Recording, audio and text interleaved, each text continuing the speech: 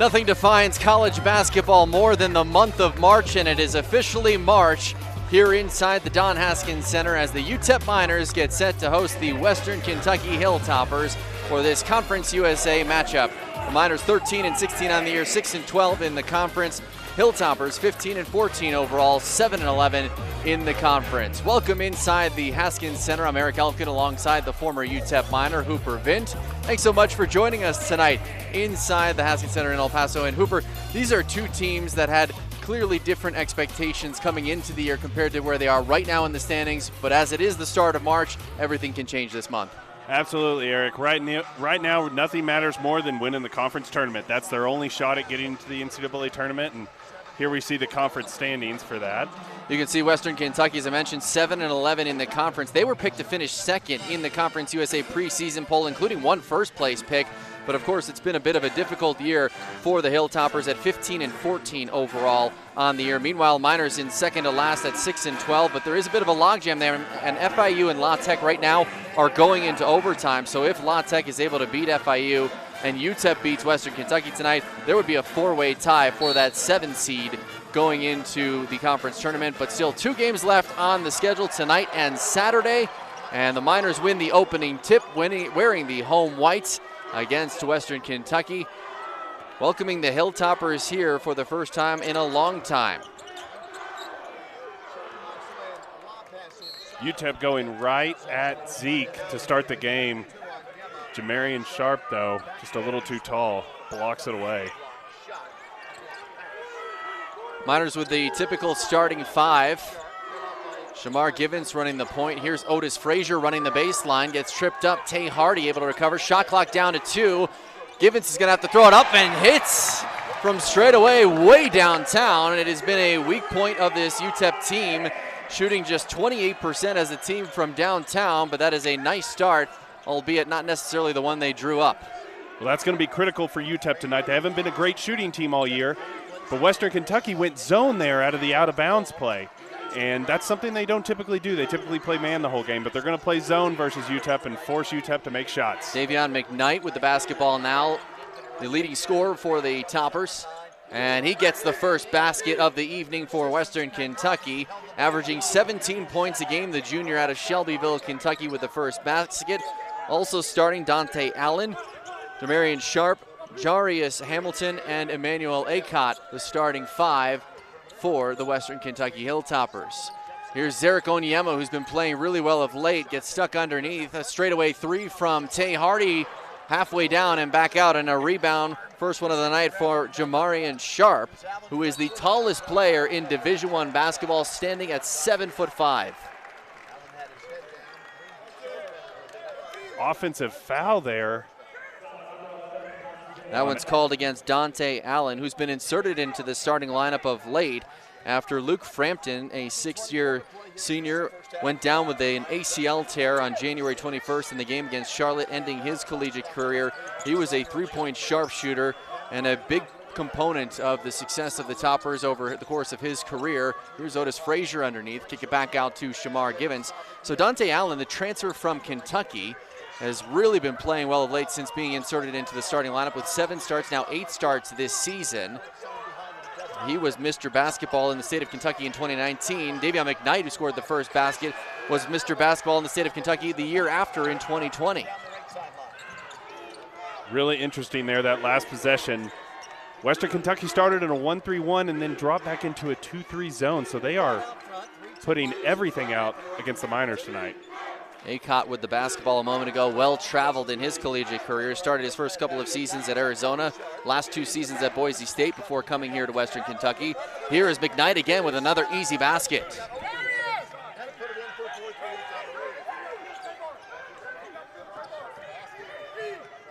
So after an opening 3 from Shamar Givens, here's Onyema underneath. Shot altered by the big man Sharp.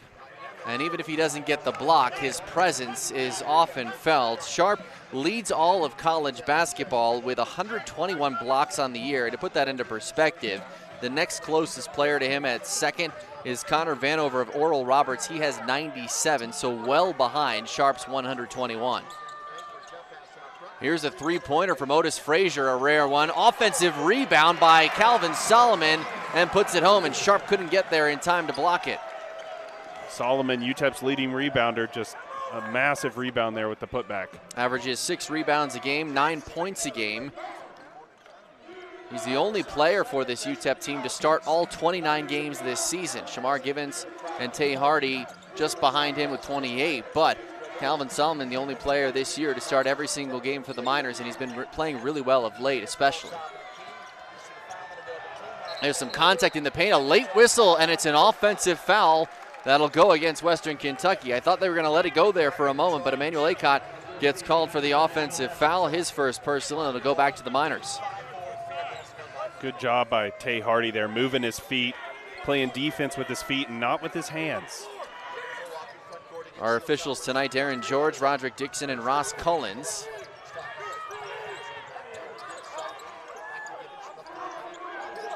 The lob alley-oop to Zarek Onyema. Shamar Givens has a knack for finding the lob alley-oop, and that time it was Zarek Onyema on the other end.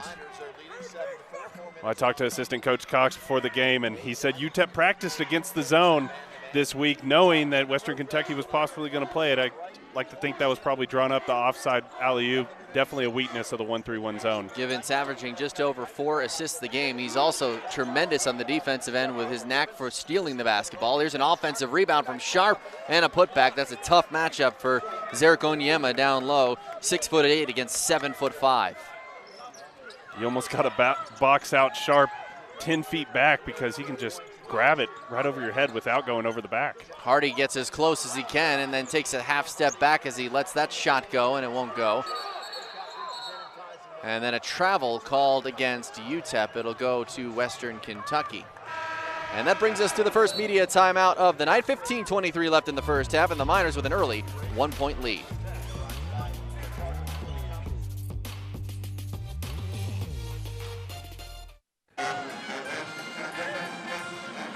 It's been a series dominated by Western Kentucky, 7-1 overall, and they've won 5 straight. The head coach, Rick Stansbury, in his 7th season, is a career 5-0 against the UTEP Miners this year.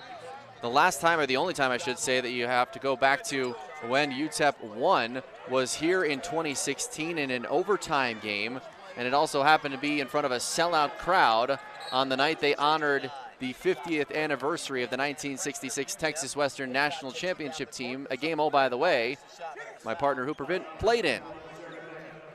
That was a really fun game, Eric. We had the entire 66 team and their family members here back when it was Texas Western to honor them for the 50th anniversary. We were able to pull out the win.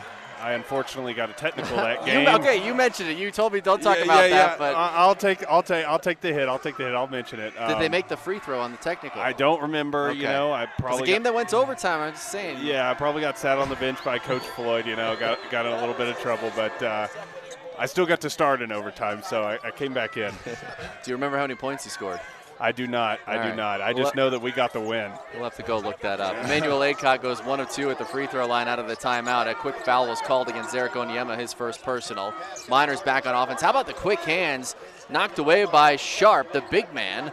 And here's McKnight again, a kick out, three-pointer from Allen, and it doesn't go down. Rebound out to Frazier. Miners pushing it in transition.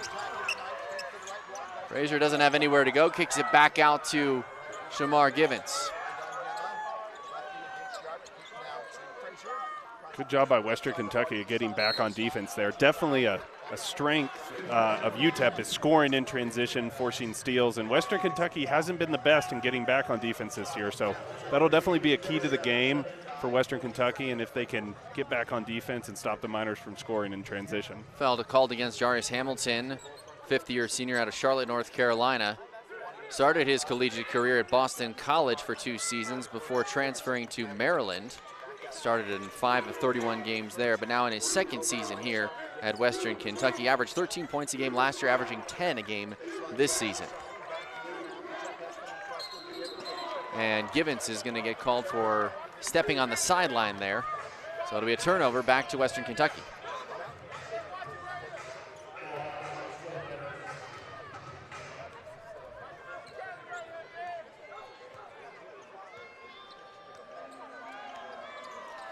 Davion McKnight, I mentioned the leading scorer in this game.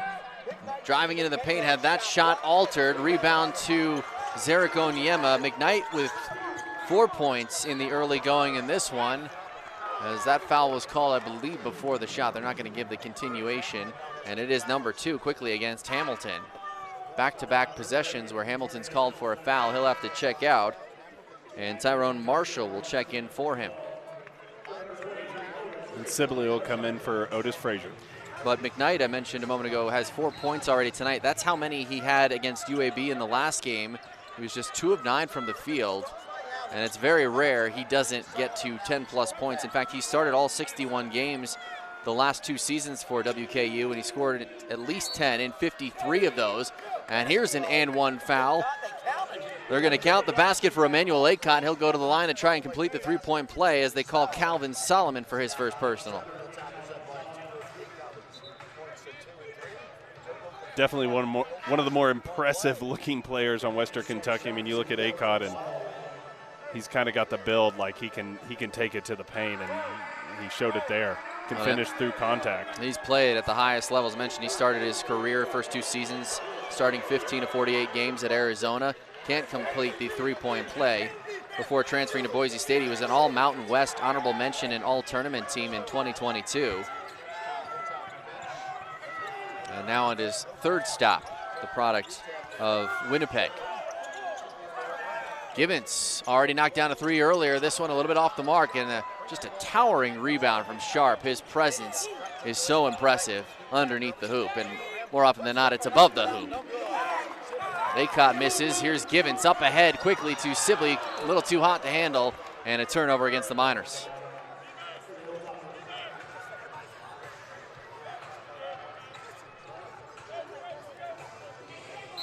Couple unforced turnovers here for the Miners, stepping out of bounds by Givens and then the errant pass there. I mean, you can't have that. When you're a team that's struggling to score, you need every shot you can take on offense.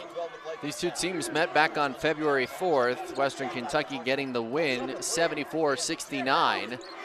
But they trailed by 4 at the half, and the Miners had as big of a lead as 11 in that game, but just did not play a very good second half, came out flat, and ended up losing that game by 5 on the road. Western Kentucky switching it up, going man now. Solomon over Marshall and Sharp. But again, you just get the sense every time someone goes into the paint where the Miners have been so successful this year, you know in the back of their mind, Sharp is there. That one thrown away, stolen away by Calvin Solomon, who's pushing it up ahead. There's no Sharp to worry about right now, but his pass is deflected out of bounds into the WKU bench, and it'll stay with UTEP. Right there, when you teach transition offense, you always teach your guys to go right at the basket until someone stops you. Solomon's defender didn't stop him. He should have gone up and scored the basketball. Instead, he passed it away a little too early. You want to go until you're stopped.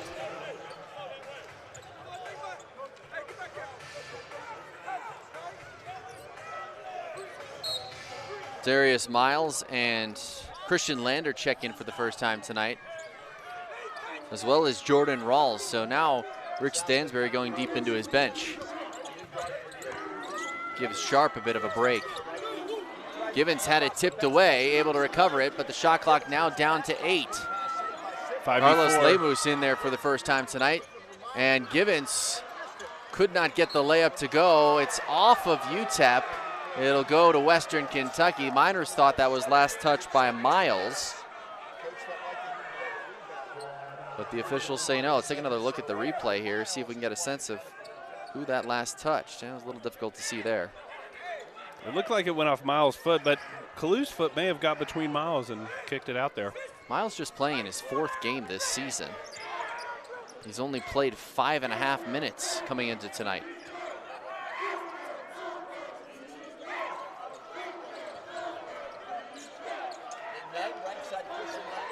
Here's Lander, left his feet, but still was able to find Miles, who scores. And those are the first points of the season for Darius Miles. Western Kentucky back in the 1-3-1. Sibley will try the 3. A little bit too strong. Rebound underneath by Kevin Kalu, and a putback. So talk about some names on both sides who are contributing. Kalu has played a good amount this season. He's appeared in 29 games, only started one, but he only averages 13 minutes, and he doesn't usually fill up a stat sheet.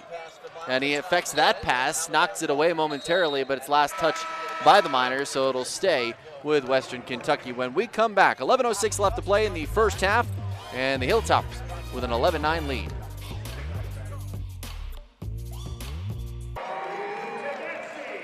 Back inside the Haskins Center, Toppers with an 11-9 lead over UTEP in the early going still.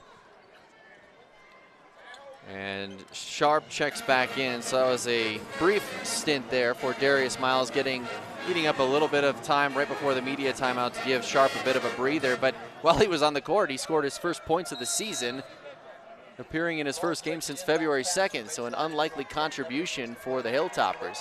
Here's Acott from three, off the mark, but Rawls is there for the offensive rebound. Kick out to Marshall, finds Rawls again underneath, and that floater won't go. A loose ball chased down by Otis Frazier. But Frazier is chased down from behind, and Marshall steals it away. And now a three-pointer from Lander. That's off the mark, but the putback dunk from Sharp. Got to get a body on him. Got to box him out. If you're UTEP, he is really tall. It doesn't really have to jump. That putback looked really easy.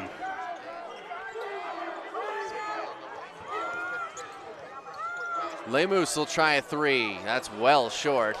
And the rebound to Marshall. So the Miners, after hitting their first three, have now missed 5 straight. Just 1 of 6 tonight from downtown. And that can, sometimes you're tempted and enticed to take those threes against the zone, but it's really not a strength of the Miners. That one last touch by Acott. It'll go turnover to the Miners.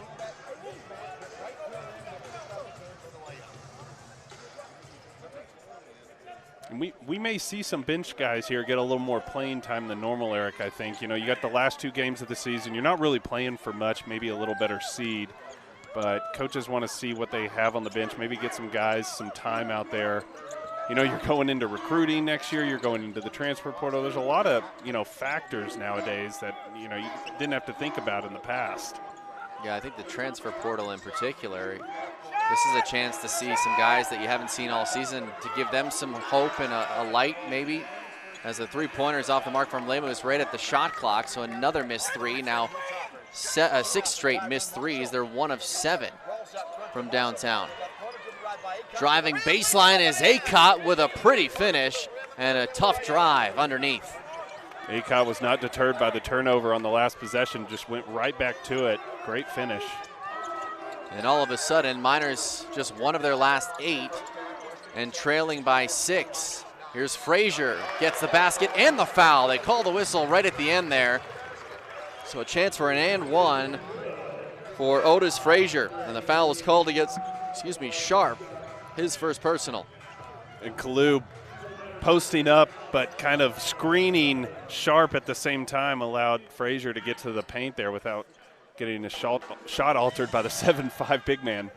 Well, we were just talking about the transfer portal, Hooper, a moment ago. That's something a little bit different, obviously, than the time when you were playing, when maybe there are guys who really haven't seen a lot of minutes all season, and they've got their eyes set on the transfer portal, and now they get a chance maybe to show what they have, whether it's to this roster and this coaching staff to stick around, or even get some stuff on tape for where they go next. Here's a lob to Sharp and a throwdown. Rawls threw it up there beautifully and found the big 7'5" center out of Hopkinsville, Kentucky for another easy bucket.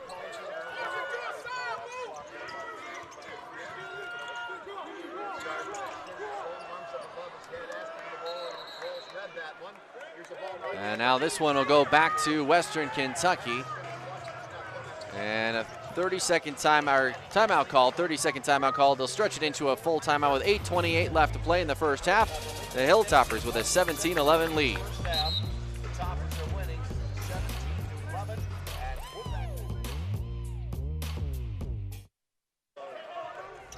Back inside the Haskins Center, 8:28 left to play in the first half, and the Miners with the basketball but trailing by 6. Here's a jumper from Solomon over the 7'5" center. And a nice jumper there from Solomon to get it back to within 4.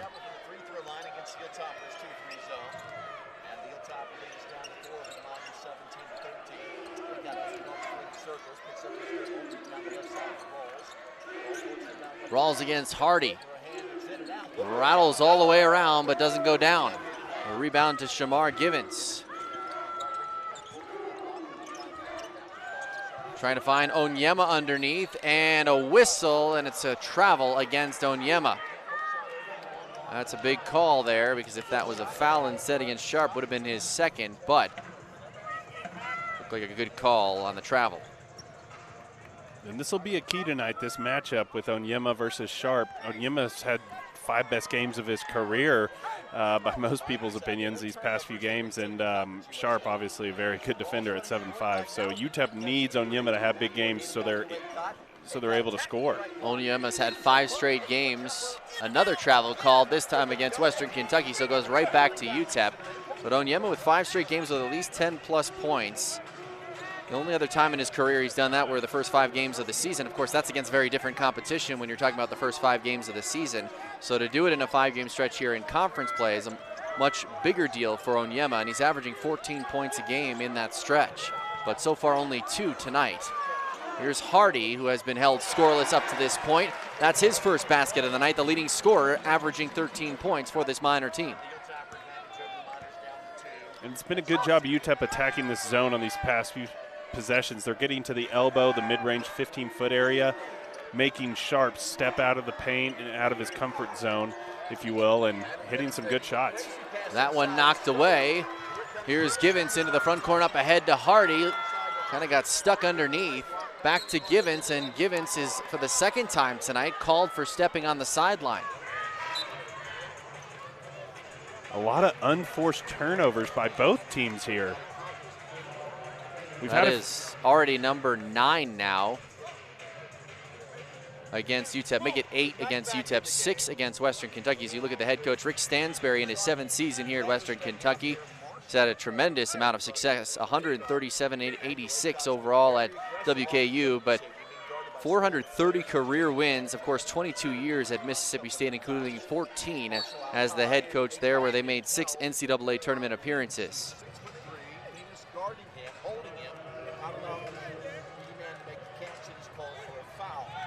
On the other side, it's Joe Golding in his 2nd season here at UTEP, of course making the trip here after the successful run at Abilene Christian, including an upset against Texas in the NCAA tournament a couple of years ago that really put him on the map and got the attention of UTEP. And after a 20-14 year last year, 11-7 in the conference, been a bit of a struggle this year for the Miners. But of course, a completely different team. That one's stolen away by Givens. Givens up ahead in the front court, will finish it on the other end. That is vintage Shamar Givens, defense into offense. That was a great defensive possession by UTEP there. Lemus was actually number 11, shading Acott the entire possession. It looked like they were trying to get it to Acott there, and Givens was just able to get the steal. And it's a quick little 6-0 run, but it's stopped by the slam dunk and one for Tyrone Marshall. The foul will go against Tay Hardy. So how do you stop a 6-0 run? Throw it down and go to the free throw line.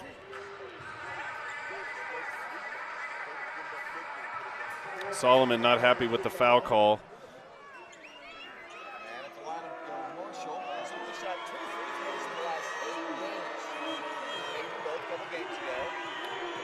And actually, I take that back. I said Hardy. They ended up calling Solomon. They missed the free throw, but that is 2 personal fouls against Calvin Solomon.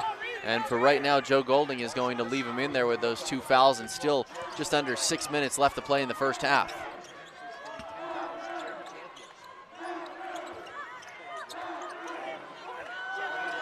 Hardy will try a 3 and knocks it down. So back-to-back buckets for Tay Hardy. Hit a jumper a moment ago inside the arc. Hits a 3-pointer there. 5 quick points for Tay Hardy after a quiet first 10+ minutes. And it's got the Miners back in front by 1. Lander will try and answer. And that one's off the mark, and a shake of the head from Rick Stansberry right in front of us. He did not like that shot selection.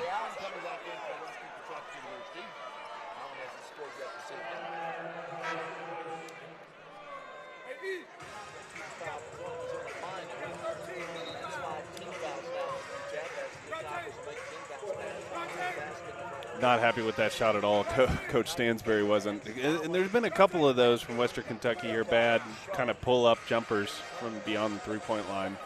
A couple bench guys maybe trying to prove themselves here at the end of the season. Nice play underneath, but blocked by Jamari Sibley. That was so well designed. A little give and go between Allen and McKnight, but Sibley was there to defend it. And then Hardy is called for a carry. Joe Golding did not like that call, but that's turnover number 9 against the Miners. Been a lot of turnovers in this game. You mentioned a moment ago, Hooper. 8 against the Toppers. They only average just over 11 a game. They do a really good job of taking care of the basketball, but not so far tonight. Yeah, Eric, exactly. And a lot of these have been unforced turnovers, you know, to travels, carrying. You rarely see that call nowadays. McKnight will try the jumper just inside the three-point line, and that's a 17-point-a-game scorer with that type of shooter's touch. Just a pure scorer. Davey on there just doesn't shoot a lot of threes, gets into the paint. So we have another foul here. And that one is against Sharp, so that's his second personal. So with 4:43 left to play, it'll be interesting to see how Rick Stansberry plays this. Right now, Sharp's going to stay out there. That was the 16th foul, so the next one will put the Miners in the bonus. But they're going to leave Sharp out there, and I'm sure the Miners are aware of that. See if they can pick up a quick third. That completely changes how you attack this defense in this zone when you don't have a 7'5" center in the middle of it. But the Miners turn the ball over once again.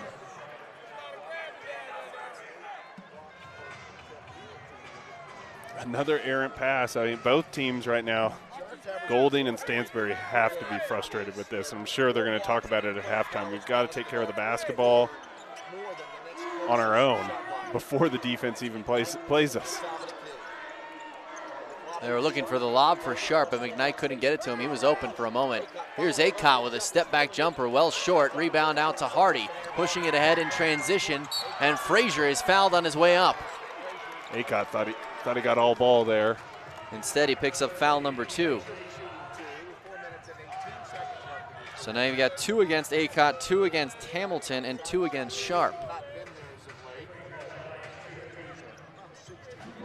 And that one, a shooting foul, so it'll be 2 shots, but the Miners also in the bonus the rest of the way. Frazier missed one earlier, misses again here. He's not a good free throw shooter, just 66% on the year. Miners as a team have struggled all year, 63%.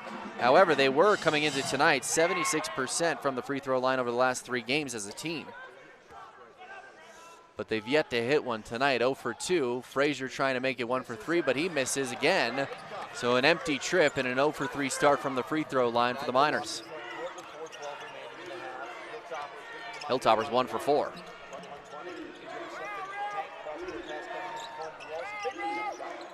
Rawls thought about the 3, instead takes the jumper and knocks it down just inside the 3-point line.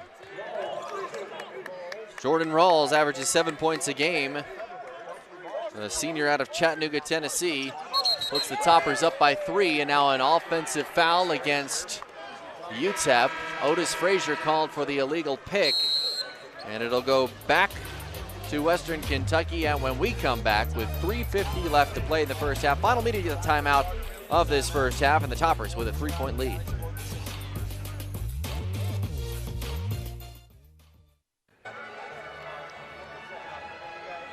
.350 left to play in this first half, and the Miners trailing by 3 at home. They are 10-6 on the year here at the Haskins Center, but they've lost 4 straight. You have to go back to January 19th, the last time the Miners won here inside the Haskins Center. And they've only beaten Western Kentucky 1 time in 8 tries. That was back in 2016. Here's Rawls with a little crossover and a pretty shot. Back-to-back buckets from Rawls. Rawls is out there firing. I mean, wouldn't call them particularly good shots, all the shots he's taken, but he's starting to knock them down. Carlos Lemus getting some extended minutes here in this first half. Hardy thought about the shot, kicks it out to Sibley for three and hits. Jamari Sibley knocking down the three, just his limited three-point shooting, I should say, 27% on the year, and gets a rare make there. And that gets it back to a two-point game.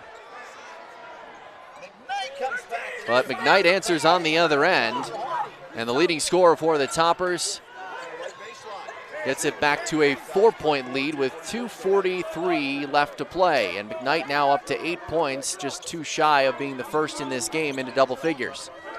Pretty good defense here by UTEP, just Western Kentucky making big shots. Trying to find that soft spot in the zone. Hardy with the jumper, but well short.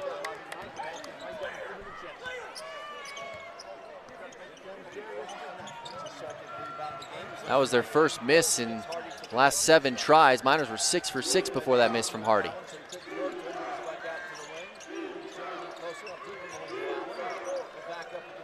Here's Allen. Step back three-pointer off the mark. From one Mr. Basketball in Kentucky to the other. Yeah, Western Kentucky's hit a few good shots here, but is it sustainable? Onyema against Sharp, and it's blocked by Sharp. That is a big defensive stop for Sharp, but then a quick turnover right back to the Miners. There was some contact there. If they blew the whistle, it would have been foul number 3 on Sharp, but instead he picks up his first block of the night. And Sharp is used to that. He averages 4 a game. That's 122 now on the season. And that's going to happen going up against the 7'5" guy if you're Onyema, but I'll be interested to see if he goes right back at him here, if he shies away. If you're the Miners, why not? Lemus into the paint, and which way is this call going? Is this against Sharp? It looks like it is, and there's number 3 against Jamari and Sharp, and that has Rick Stansberry absolutely livid. So Stansberry gambled, left Sharp in with 2 fouls with just over 4 minutes to go, and now he picks up number 3 with $1:46 left to play in the first half.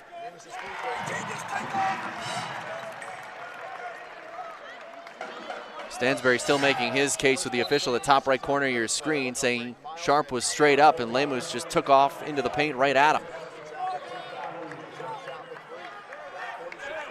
So that'll bring Darius Miles back in for Sharp. Personally, I feel for the big man Sharp there. He really got jumped into. I thought it was going to go the other way, to be honest with you. I thought Lemus was going to get called for the player control foul. But if you're Lemus, why not try that and see if you can get the call going your way? No, you've got to attack the big man, especially when he's got 2 fouls. It's a smart play by UTEP. And on top of that, he makes both free throws to get it back to a 2-point game. Here's Miles, loses the handle, but it's scooped up by Allen with 10 left on the shot clock. Corner 3, and hits. Dante Allen pushes the lead back to 5. And he's been playing so well since being inserted into this starting lineup after Luke Frampton went down with the torn ACL. Allen is averaging 19 points in his first 6 starts and shooting 50% from the field during that time. Hardy goes down, and it was blocked, but now a whistle, and the foul is called against Miles. So he picks up his first, and that'll send Tay Hardy to the line with 2 free throws.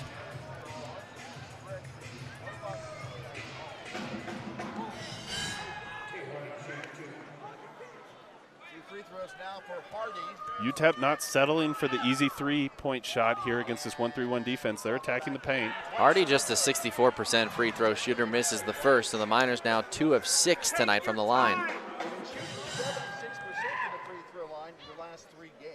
It's a frequent look from Joe Golding when it comes to his team at the free throw line. Hardy goes 0 for 2.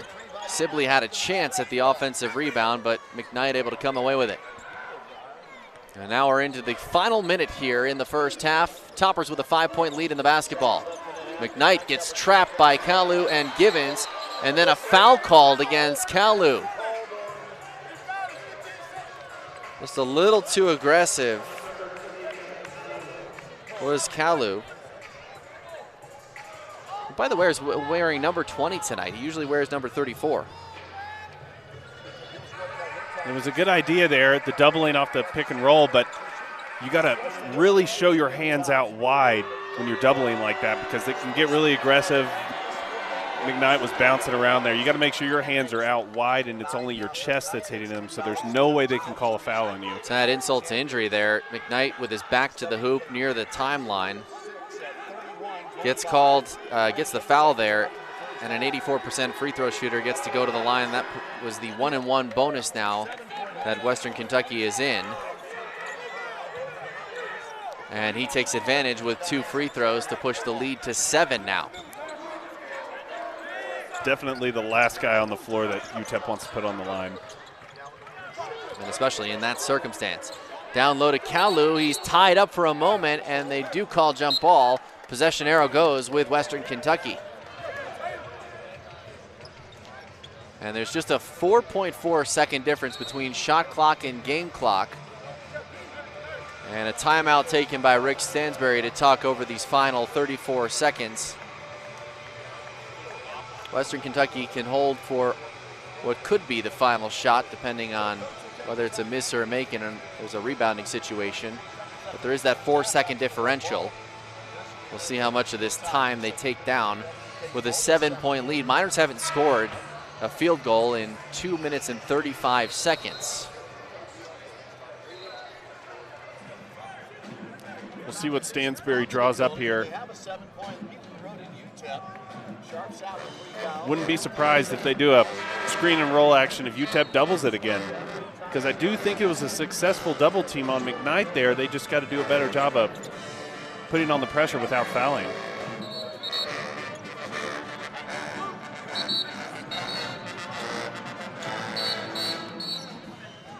It's Miles, Allen, Marshall, McKnight, and Rawls. The 5 on the floor for Western Kentucky. Their big man, 7'5" center Sharp, with 3 fouls on the bench. McKnight not looking like he's in any hurry. Again, the 4-second difference between the shot clock and game clock. McKnight still not making his move now here with 10 seconds left on the shot clock. Underneath to Marshall, and a well-executed play. 6 seconds left in the first half. Givens quickly into the other end with 3 seconds left. 1 second left. Givens at the buzzer knocks it down. That'll give the Miners a little bit of momentum heading into the locker room, but trailing by 7.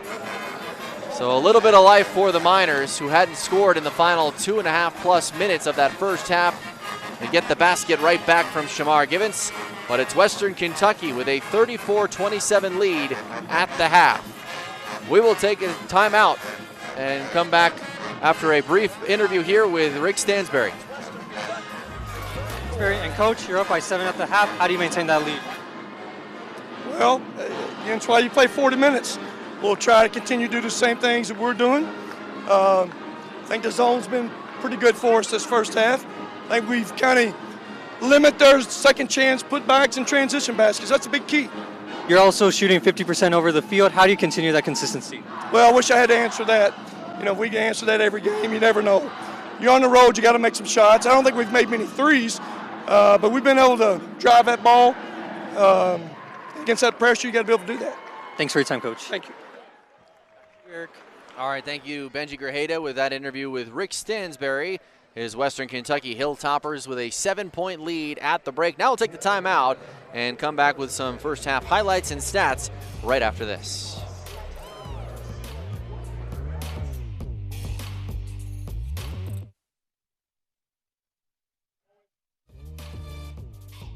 Halftime at the Haskins Center. Eric Elkin alongside Hooper Vint. Western Kentucky with a 7-point lead at the half. Let's show you some of the first half stats. The Toppers shot the ball really well in that first half, 15 of 28 for a 54% field goal shooting performance in that first half. They did not shoot it well from beyond the arc, though, just 1 of 7. And the Toppers come into the year averaging 37% from beyond the arc. So that's one of the saving graces for the Miners. This could have been an even bigger lead for the Toppers. Meanwhile, Miners did not shoot the ball as well. 11 of 24 in that first half for 46%, so not bad.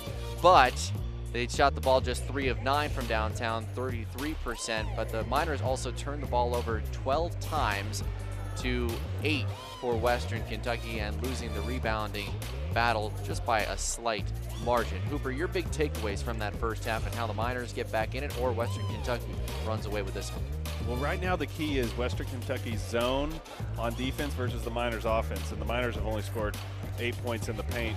Typically, they're scoring the majority of their points in the paint, and obviously points off turnovers usually are in the paint on fast break. But the Miners have, struggled against this zone so far, and they're going to need to hit some shots against it, and they're going to need to score over the big man Sharp. We'll need Onyema to go in there and have a big game if the Miners want to battle back in the second half. Yeah, much of those struggles in the paint, of course, were due to the presence of Jamarian Sharp, the 7'5" center, tallest player in college basketball. But I did mention towards the end of that second half, Rick Stansbury took a bit of a gamble, left him in there with 2 fouls in just over 5 minutes. Let's send it down on the sideline now to Joe Golding, who's standing by with Benji Grajeda. Thank you, Eric. And joining me now is UTEP head coach Joe Golding. Coach, you're down by 7. How do you cut this deficit? I got to take care of the basketball. Got to take care of the basketball. Can't turn it over, and we got to start making some toughness plays.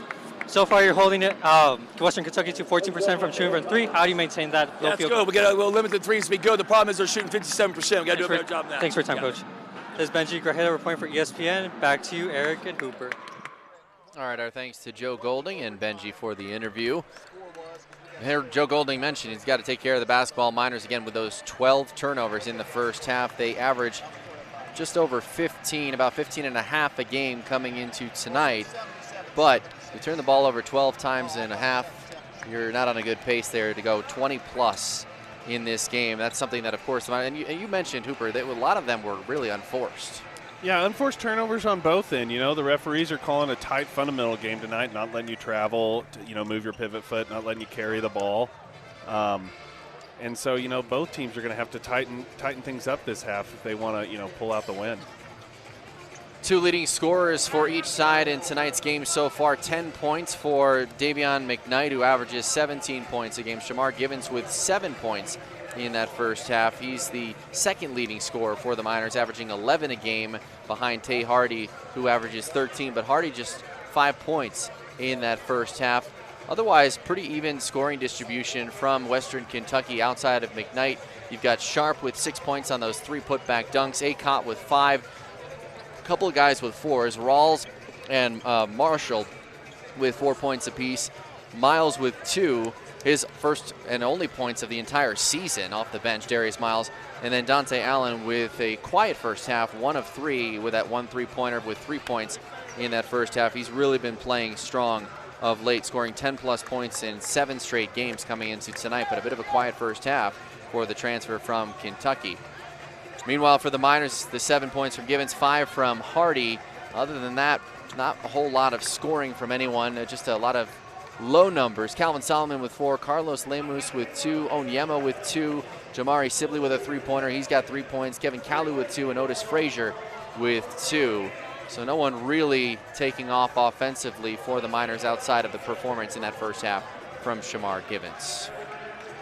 Yeah, and with Western Kentucky going this zone, you got to think they're going to stick with it. Stansbury, I think, really liked how it played out in the first half. Onyema only scoring 2 points after coming off, double-digit performances in the past 5 games. I think it was a success, them going zone in the first half, and they'll probably stick with it to hold Onyema as long as they can.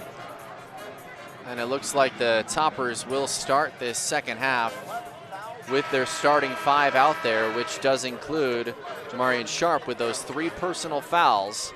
So if you're Joe Golding and the Miners, I'm sure you talked a little bit at some point about that, of being aggressive in the paint, not being intimidated by the 7'5" presence, because any contact that draws that whistle would be foul number 4, and the sooner they can get that, the sooner they could potentially not have to worry about him the rest of the way. I would assume they drew something up for Onyema to go right at Sharp here. Solomon trying to find Onyema there. Instead, a corner 3 from Tay Hardy. A little bit too strong. Offensive rebound to Solomon. Another 3 from Hardy, and this time, the second time was the charm. And just a few seconds in, the Miners get it back to a 4-point game.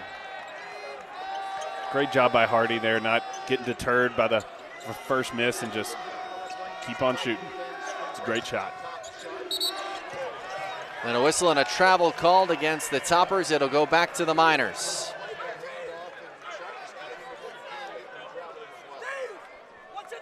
Had a good start in the first 35 seconds of the second half. Again, veteran crew here, Darren George, Roderick Dixon, Ross Collins. They're not going to let any of these little mistakes slide. Got to be very fundamentally sound. Oh, that was a block by Sharp. It was close to being called. You can see Sharp put his hands down quickly saying, I didn't do anything wrong. He was worried about the whistle there. Got to find that fine line between playing your aggressive style of defense and being a shot blocker and not committing the fourth personal foul. McKnight, tough finish into the paint. I don't know how he got that one in. Well, that was crafty. And he's up to 12 points. Finishing in traffic, 2 guys trying to rip the ball away from him. Impressive job there. Three-pointer from Givens, and he connects. He started this game with a three-pointer, and that's his second of the night. Once again, back to a three-point game, and Givens is now into double figures with 10. Hamilton 3, nothing but net. It barely even hit the net. Those are his first points of the night. A very quiet first half. He picked up 2 personal fouls early on. Inside to Solomon, Sharp underneath, and Solomon throws it down. And that was a product in part. You have to imagine those 3 fouls. Sharp made an initial attempt and then kind of just let it go. Did not want to pick up his 4th. You're absolutely right, Eric. Definitely did not want to foul there. That pass deflected by Solomon, but it stays with Acott. Almost a steal. Acott into the paint, tough jumper, and connects. It's a grown man move there by Acott. 6'8", 215, product of Winnipeg in Canada. Well traveled to get here to Western Kentucky. Stops at Arizona and Boise State through the first 4 years. Here's Solomon, contact but no whistle against Acott. And Solomon has back-to-back buckets. Acott pleading his case on the way back up the floor with the official asking for the call. I think most players like the no call in that situation, and this officiating crew obviously isn't afraid. Sharp wide open down low. Zarek Onyema lost him, and an easy dunk for Sharp with now 8 points on the night, all coming on flushes. Can't allow that if you're UTEP. Goldie's not going to be happy. Definitely going to point that out in the film room tomorrow. No one helping on the roll man. Cutting pass underneath, Onyema and a whistle. And it's going to go against Allen. Sharp was in the area. That was a nice cut from Onyema. That's Sharp, okay, I take that back. I was dodging around Rick Stansberry, and it looked like from my vantage point, Sharp was a little closer. That was clearly on Allen. But that's his second personal, and Onyema knocks down the free throw. He's just a 56% free throw shooter, but been shooting it a little bit better of late from the free throw line, as have the Miners as a team until tonight, of course. They're just 3 of 8 after that make. Onyema goes 1 of 2.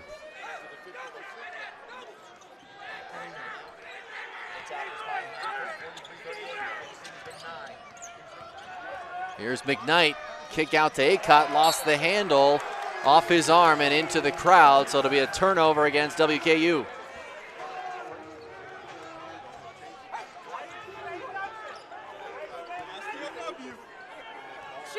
That's now 10 turnovers against the Hilltoppers. Just 1 shy of their average, but still 16 plus left to go. A lob to Frazier and way over the head. That one too tall. I think the only person who would have been able to catch that would have been Sharp if it were a lob to him. I think you're right, Eric. And again, another unforced turnover. Both teams here back to back. I mean, the team that shores up the turnovers is about to take over the game. The roll to Sharp. And he draws the contact and a foul against Calvin Solomon. That's number 3 against Solomon. And it'll send Sharp to the free throw line when we come back. 15:59 left to play.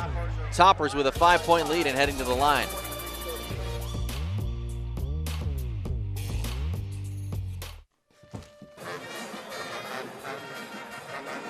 15:59 left to play, and the Hilltoppers heading to the free throw line out of this timeout. Eric Elkin alongside the former Miner Hoopervent. And it'll be Sharp at the line, a 55% free throw shooter on the season, his first attempt tonight. And it's off the mark.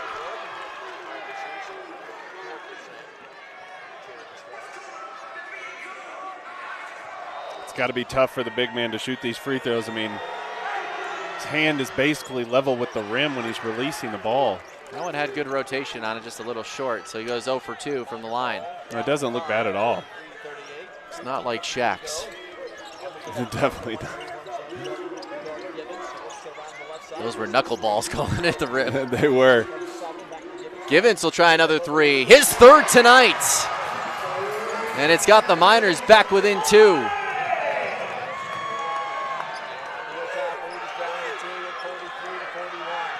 Givens had 22 points, 10 assists, and 8 rebounds, along with 4 steals in the win against FIU a week ago. It's his first time this season scoring 20-plus points, and he's up to 13 now with plenty of time left in this one.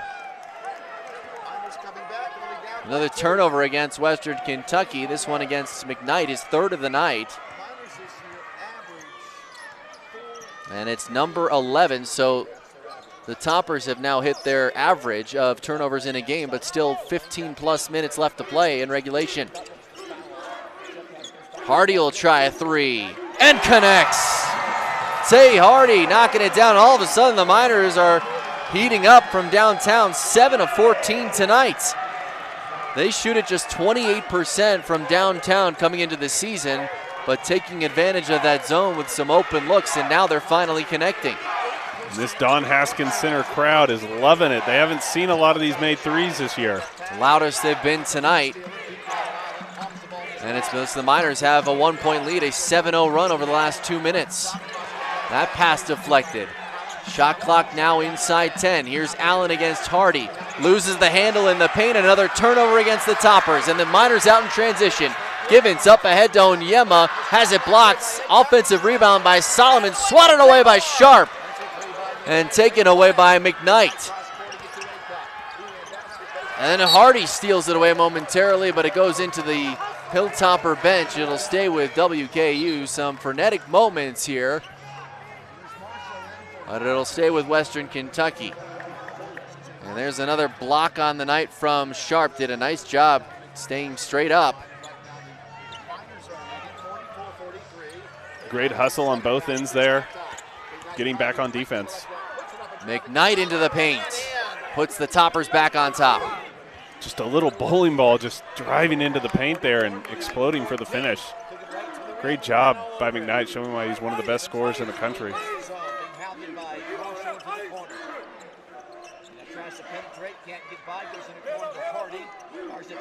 There's Solomon, quickly kicks it out to Frazier. Thought maybe he'd try to go one-on-one against Sharp. We'll try a baseline jumper instead, off the mark. Loose ball momentarily, corralled by McKnight. Up ahead to Sharp, and he got a little too far underneath, but Allen was there to clean it up. So after the 7-0 run by UTEP to take a 1-point lead, 4 straight points for Western Kentucky. Now 7 lead changes already in this one. Givens has had the hot hand just inside the 3-point lane. That's blocked by Sharp. The Miners are able to get the rebound, or the loose ball, I should say. Shot clock down to 5. Hardy's going to have to let one go, but a foul called. It's going to go against Marshall. That's his first personal. The way Hardy lunged his head back, I wonder if they might take a quick look at it. Let's see the replay, see if there's any contact above the neck. Close, but no review here. They put the shot clock back to 20. Down low to Solomon. Gets his man up in the air. It was Allen who will get called for the foul, his third personal. UTEP again attacking the high post. Solomon able to take it into the paint off the dribble there. It's one of the best ways to attack these 2-3 and 1-3-1 zones.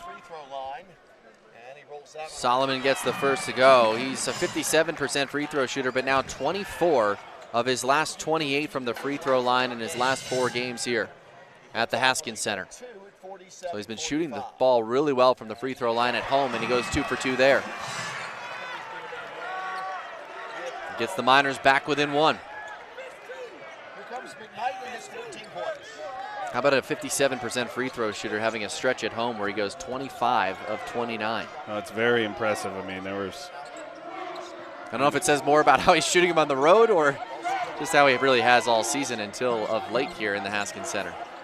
I think he's clearly worked on it, is trying to get better as Western Kentucky turns it over again. And the Miners in transition. Extra pass to Hardy, who's now caught underneath. Back out to Frazier, and the Miners will have to set up offensively. Down low to Solomon, some contact, no foul, off, and the rebound from Sharp.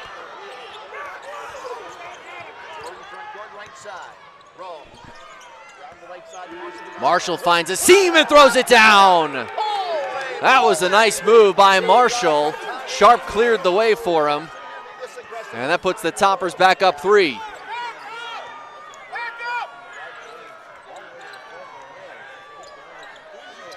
This game's got some pace to it all of a sudden, some intensity. Tipped away. Here's Marshall.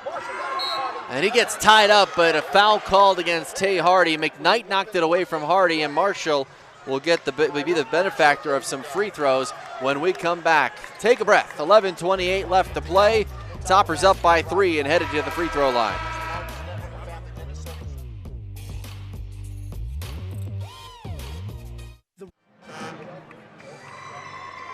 11:28 left in this second half, and the Toppers with a 49-46 lead. Miners went on a 7-0 run to briefly take the lead with 16-13, with 15:01 left to play in this half. However, they've gone a little bit cold of late, have not scored a field goal in the last 3:33, 0 for their last 5. And the Toppers have a chance to extend this lead now. Coming out of the timeout, it'll be Tyrone Marshall heading to the free throw line, the junior out of Nashville, Tennessee. He's just 11 of 15 on the year coming into tonight. 0 for 1 tonight, so 11 of 16 from the line, but he'll get 2 shots here. Well, if you follow UTEP basketball, there's a few stats here that are flipped tonight that are typically in UTEP's favor. Points in the paint, 28-10 Western Kentucky. Turnovers, 14-13 in favor of Western Kentucky, and UTEP making 7 threes to Western Kentucky's 2. All of these things are usually the other way for UTEP. They're on the other end of it. But tonight, Western Kentucky's not turned it over as much as UTEP, and UTEP's hit some shots. They've also uncharacteristically struggled from the free throw line, a 77% free throw shooting team in conference play, but tonight just 4 of 10 after Marshall goes 1 of 2. Carlos Lemus back in there. Here's a 3 from Sibley. That's his second tonight. An unlikely spot for three-point production. Sibley with 2 tonight. He came into tonight 27% from downtown. And it's got it back to a 1-point game. By the way, Sharp is off the floor right now. Here's a jumper from Rawls. And Rawls now up to 6 points with 3 field goals. Rawls coming off the bench here, showing he can make tough jumpers. Several reserves. 3 of them out there right now for Western Kentucky. Allen and McKnight still the starters in the game. Meanwhile, the only 2 starters in the game for the Miners are Tay Hardy here for 3. Air ball way off the mark, and Calvin Solomon on the floor. Shamar Givens will check back in, a starter for the Miners, and he'll replace Tay Hardy.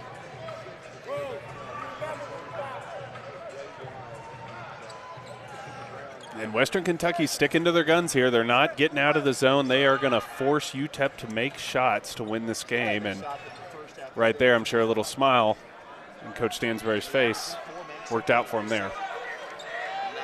Miners, though, shooting 50% from beyond the arc, even after that air ball, 8 of 16. There's a foul that'll go against Kalu, his second personal. Kalu looked a little upset there, like, what did I do? lift a little too much in the weight room. McKnight kind of just bounced off of him there. We've seen McKnight's acrobatics here so far tonight. That pass tipped. Here's Givens into the front court. Lobs up to Sibley and misses the bunny, but gets his own rebound and then throws it into his bench. He was trying to give it back to Givens, who didn't realize. And there goes the brief window of opportunity for the Miners offensively without Sharp on the floor. He checks back in with those 3 fouls. Hamilton will replace Marshall. The Miners have done a poor job of capitalizing off of turnovers here tonight. Something they're usually so good at. Absolutely, Eric. And right there, you know, is the alley-oop the play? Maybe, but it looked like Givens could have just gone and finished himself. Here's McKnight into the paint. No, more acrobatic moves from him, but that one won't go down.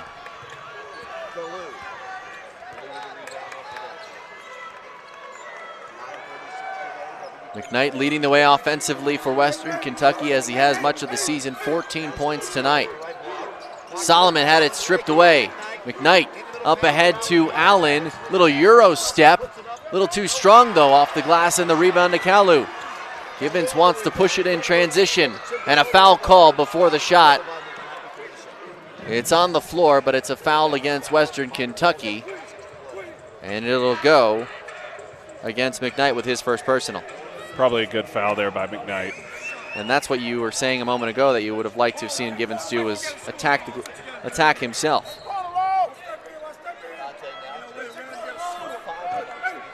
Solomon thought about a 3 for a moment. He doesn't take many of those on the season. Just inside the free throw line now. That's a sweeter spot for Solomon. And Calvin Solomon makes the basket to get up to 12 points now. He's now the leading scorer for the Miners, 1 ahead of Tay Hardy. Check that, 1 behind Shamar Givens, who has 13. So 11, 12, and 13 for Hardy, Solomon, and Givens. The majority of the offense from those 3. McKnight into the paint, draws some contact, and he'll head to the free throw line. Clutches his head momentarily. Another foul against Kalu, so that's 2 quick ones to make 3 for him. McKnight's so good at getting in the paint. Look at him use his body. And they actually probably could have called that initially against Givens, but they end up calling it against Kalu.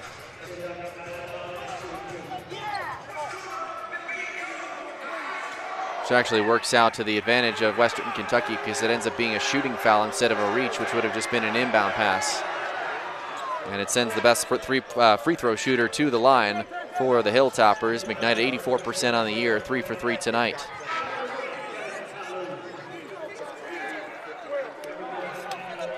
Zarek Onyema checks back in, replacing Kalu. Emmanuel Acott also checks in for the Hilltoppers. Notice Western Kentucky does not have Sharp in to offensive rebound on the free throws. Probably just to avoid an accidental over the back call because it's so easy for a 7'5" guy to go over the back.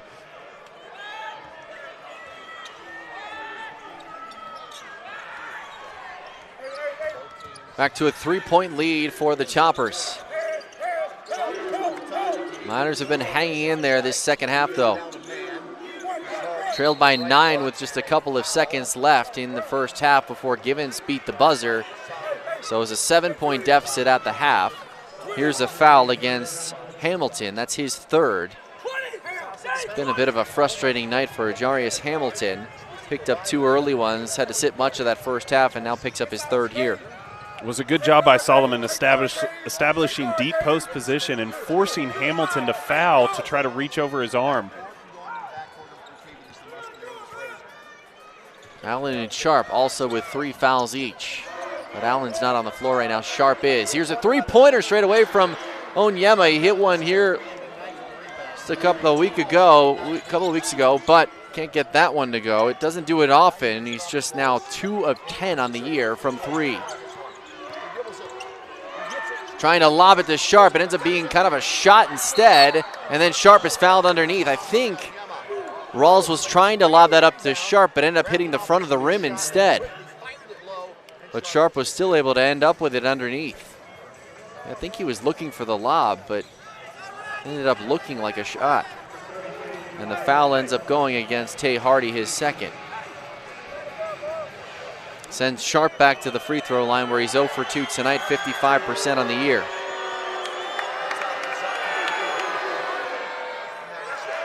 And that one looked like it was just slipped a little bit at a little over rotation. And well short, thought for a moment it might be an air ball. And going back to that last offensive possession for UTEP where Onyema took the wide open three, kind of surprised that they haven't gotten it down low to him. You know, maybe he doesn't want to go up against Sharp. Maybe, you know, it's a tough matchup for him, but I'm surprised that they haven't went to him in the post. 1 of 2 in that trip for Sharp. Pushes it back to 4. Lob inside to Solomon. Double teamed. A foul called. Will it go against Hamilton or Sharp? It'll go against Hamilton. Either way, it's a 4th personal foul, but I think Rick Stansberry would probably rather have the 4th on Hamilton than on Sharp. And that brings us to another media timeout, and even 8 minutes left to play in this one. Toppers with a 4-point lead, 55-51.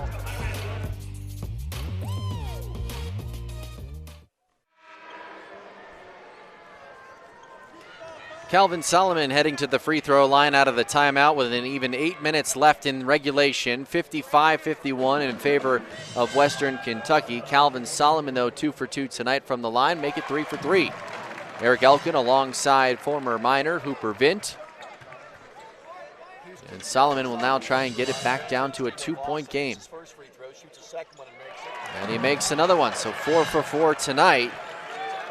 Make it now 27 of his last 31 inside the Haskins Center.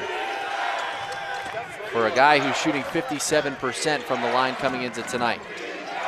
And with that, Solomon now leading UTEP in scoring tonight. 5-second violation called against McKnight. Picked up that dribble, had nowhere to go, and it's a turnover against the Hilltoppers. That is number 15. Both teams with 15.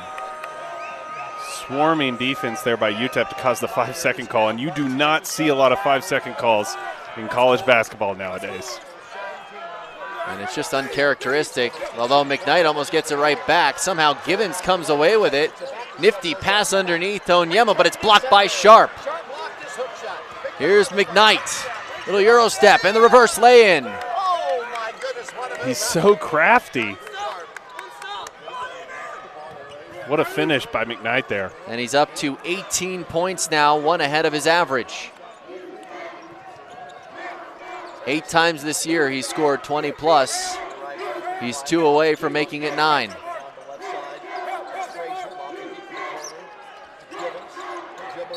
Givens. And the whistle is before the shot. 2nd personal foul against McKnight. But it is going to be a 1-and-1 as the Miners will now be in the bonus. And Western Kentucky's gone back man here for the past 4 possessions.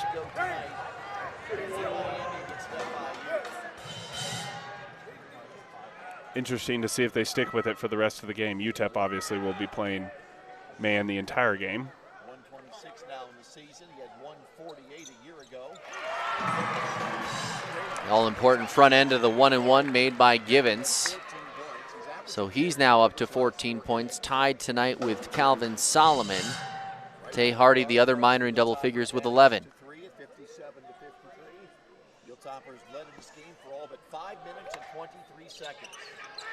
Miners now 9 of 15 from the free throw line after a pair of free throws made by Givens, and it's back to a 2-point game. Neither team's been able to pull away here and get any sort of big lead.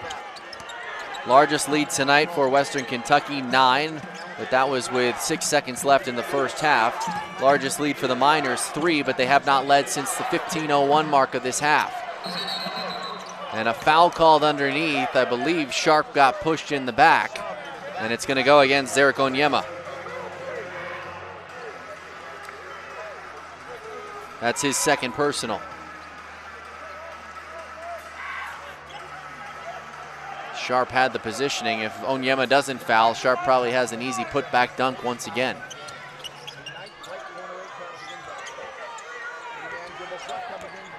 Acott into the paint, high off the glass. He can't get it to go, but then Sharp on the putback is fouled.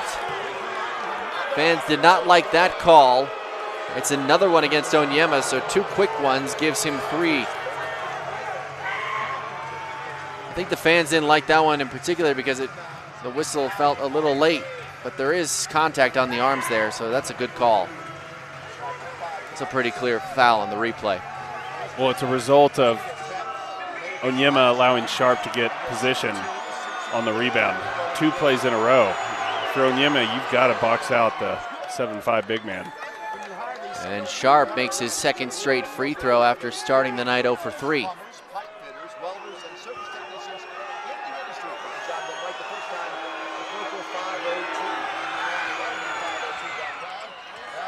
Doesn't get that one to go, and Frazier comes down with the board. Second attempt, and with 6:29 to go in the game, WKU leading UTEP 58-55. Hardy open momentarily in the corner. Here's Givens into the paint. Trying to find someone open, lobs up to Onyema, wasn't ready for it, loses the handle, and it falls in the lap of Sharp. That's a play we've seen connected by the Miners quite often, but that time Givens and Onyema just not quite on the same page. Looks like Golding's got Kalu coming in right now, not happy with what he's seen out of Onyema. It's been a rough stretch for Onyema, picking up 2 fouls, and then gets beaten there by McKnight. And it's all of a sudden up to a 5-point lead. The Miners have not hit a field goal in 3.5 minutes.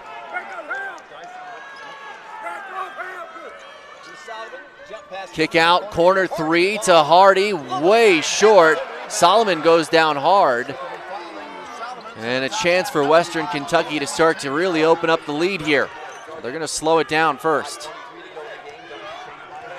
Approaching 5 minutes left in regulation. Miners now over 4 minutes without a field goal. Need a stop here. McKnight, the lob up to Sharp, a little too high for even him, but then a foul called against Onyema. So in just a matter of minutes, Eric Onyema called for 3 personal fouls. A really frustrating stretch for him. That's 4 now on the night. He lost sight of Sharp behind and gets called. So Sharp goes back to the free throw line. And it's just been one of those nights for Zarek Onyema. He came in so confident and on such a tear, but he's not used to playing against a 7'5" center. And he's only 3 points tonight, 1 of 6 from the field, and now has to go to the bench with 4 fouls.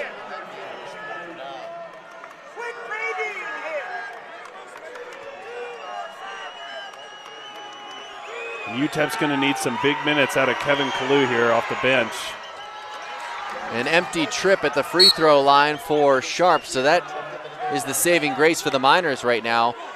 The Hilltoppers, who I mentioned, 77% on the year from the free throw line, just 8 of 18 tonight. That's 44%. They've given away 10 points at the line. Miners not much better at 60% tonight, 9 of 15.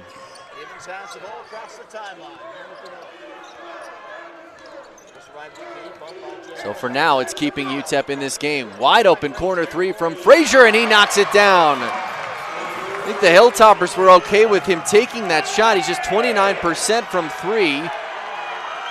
But it was so open and such a good look. You figure Frazier would finally knock one down, and he does. And it gets it back to a 2-point game. And Stansbury had his team back in that 1-3-1, forcing UTEP to shoot it. Rawls' little crossover jump shot knocks it down right in the face of Tay Hardy, and a quick timeout taken by Stansbury. Boy, Rawls has had one heck of a night tonight. Hilltoppers up by 4, will take a timeout with 4:27 left to play.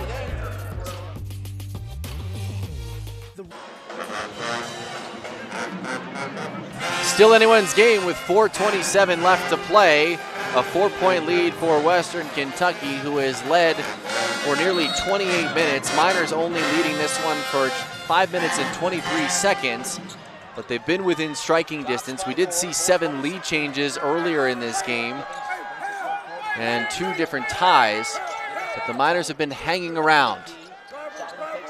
Solomon into the paint, blocked by Sharp once again.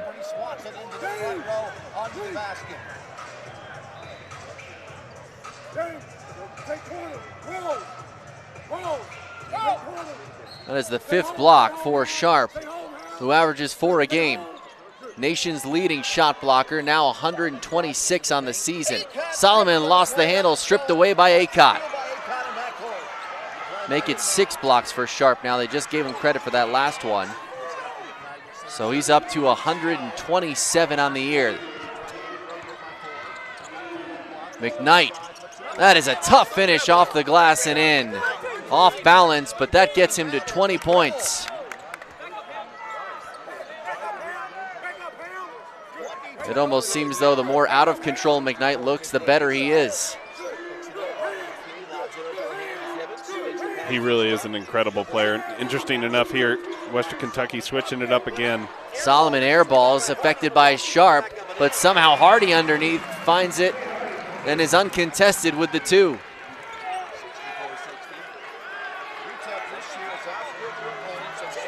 So once again, back to a 4-point game. So far in this half, every time Western Kentucky gets it to that 5-6 point lead range, they just can't get it to that next level. Givens trying to keep it out of McKnight's hands. Right back to McKnight underneath, this time a little bit short, and a rebound for Solomon. Number 7 tonight for Solomon, also with 14 points. Givens into the paint. Lost his balance, goes to the ground. Is this going to go against Sharp? It is. That's number 4. He started the half with 3 fouls, and it takes all the way until 2:49 left to pick up the 4th, and that one seemed a bit interesting.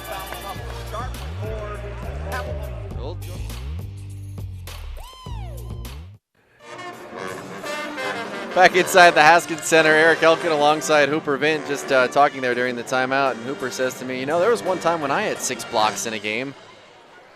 You do stand not quite 7'5", what, 6'11" is what they list you at? Yes, sir. And then I asked you, did you have 127 in a season, though? With still some games left to be played. You didn't answer that one. No comment. It is really impressive to see the impact Jamarian Sharp has on the basketball game. Even with those, he started the half with 3 fouls. We kept talking early on about attacking him down low and seeing if they could pick up that 4th, and the Miners weren't able to do that until right now with 2:49 left, and Stansbury's going to ride him out at least for now. Sharp will be out on the court with those 4 personal fouls, which is not only worth noting with the 2:49 left to play, but this game's been tight, and if there's extra time to be played, it's whether or not it'll be with or without Sharp. And Givens, how about that, misses the front end of the 1-and-1. That is a tough miss for UTEP right there. 2:40 left. They need those points. That pass was not touched by Hardy, thrown away by Rawls, so a turnover back to the Miners. That is turnover number 16 against Western Kentucky. It was really incredible defensive job there by Hardy. Guarded the roll and then was able to get back out to his man and cause the turnover. Underneath is Solomon, little hesitation and throws it down to get it back to a 2-point game. That's in part the difference there with Sharp playing with 4 fouls. Can't be as aggressive as he had been in that spot for much of this game. Crowd gets to its feet, trying to get a stop here with just over 2 minutes left to play. Rawls loses the handle momentarily. He's got to be careful. Under 10 seconds left on the shot clock. Down to 6, Acott double team. Rawls with an open look from 3, knocks it down. And Rawls now into double figures with 11 points, 5 of 8 from the floor. That's his first 3 of the night, and it couldn't have come at a bigger time.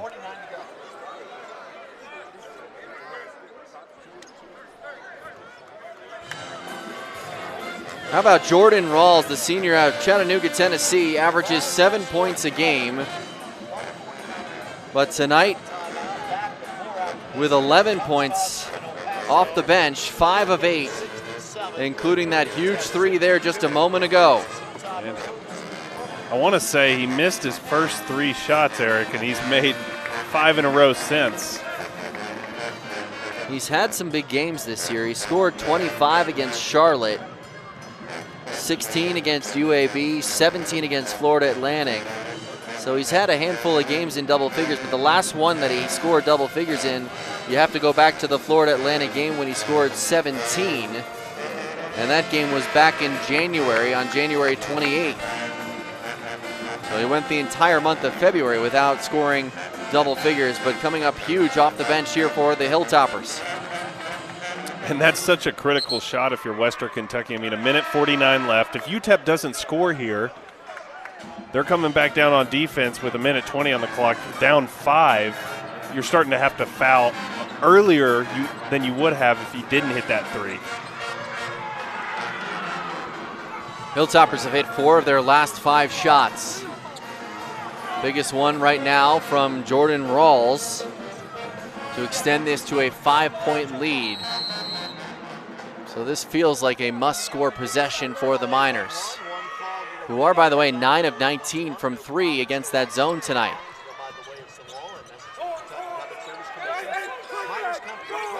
Right now they're playing man-to-man, though. This is an open 3 from Frazier. Instead, takes it in the paint. That little hesitation and pump fake gave him an easy layup.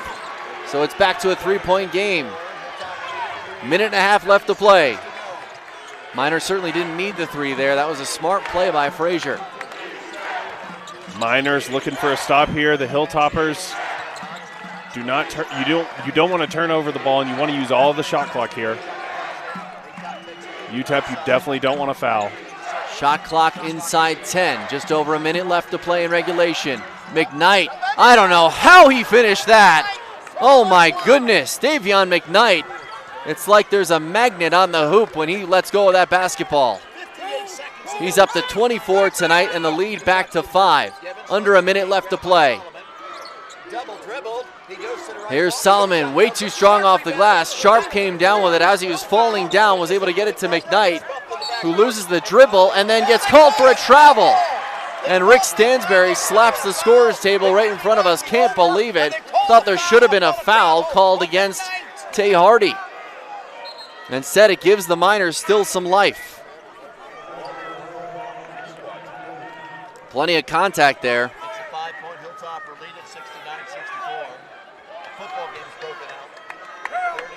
Ball quickly back inbounded. The lob up ahead, it's intercepted by Sharp. Turnover against the Miners, and that might be it. They're gonna have to foul here, down 5. Don't want to foul McKnight, though. Pass was momentarily deflected, still haven't gotten the foul. They get the ball to Rawls, and now finally the foul. They lose about 10 seconds there, and now Rawls is gonna go to the free throw line where he's a 73% free throw shooter. I think on that last possession here, on the possession before this, Onyema thought he was held.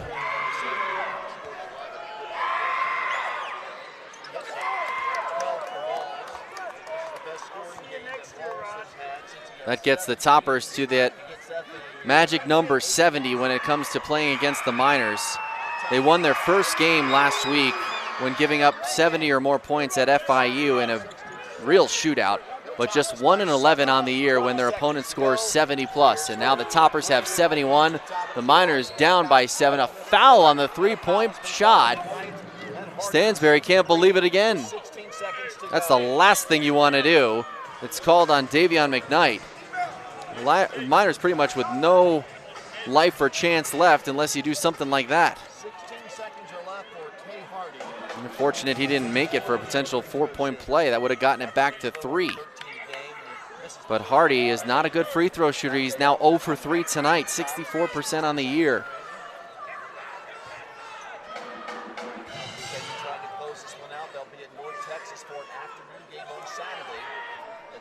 Still not over. If Hardy can hit these 2 free throws, you're going to have to foul immediately, and hopefully you're not fouling McKnight.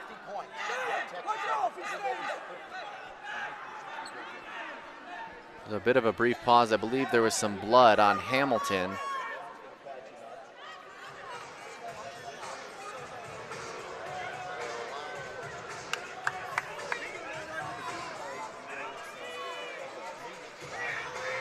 Two shots remaining from the free throw line for Tay Hardy. but only 16.6 seconds left. And the Miners are down 7.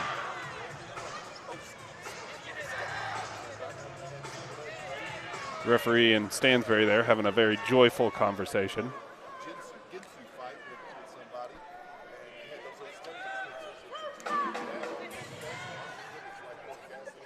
Hardy finally makes a free throw tonight on his 4th try. Gets it back to 6. Miners will have to foul immediately.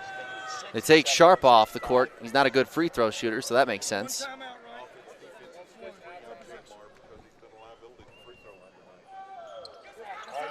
Hardy misses that one, but an offensive rebound to Kalu, who throws it away to Rawls. So he made the big 3 and then comes up with the steal that's going to close it out for Western Kentucky here inside the Haskins Center. Western Kentucky is going to improve to 8-1 all time against the UTEP Miners. So there was a glimmer of hope there. But another turnover, that is number 19 against UTEP.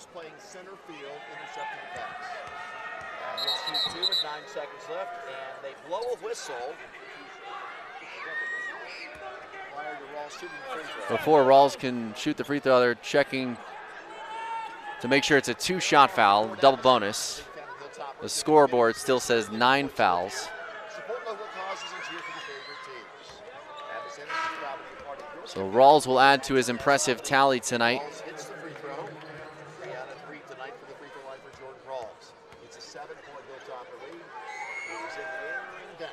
And he makes both.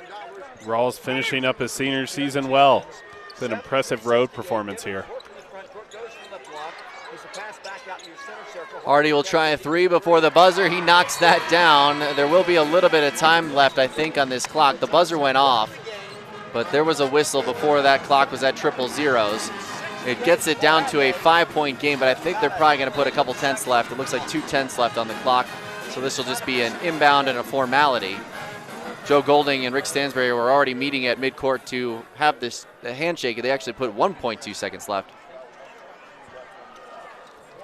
But the coach is already giving congratulations at midcourt, and there's the final buzzer. The Western Kentucky Hilltoppers sweep the Miners on the season with a 73-68 win.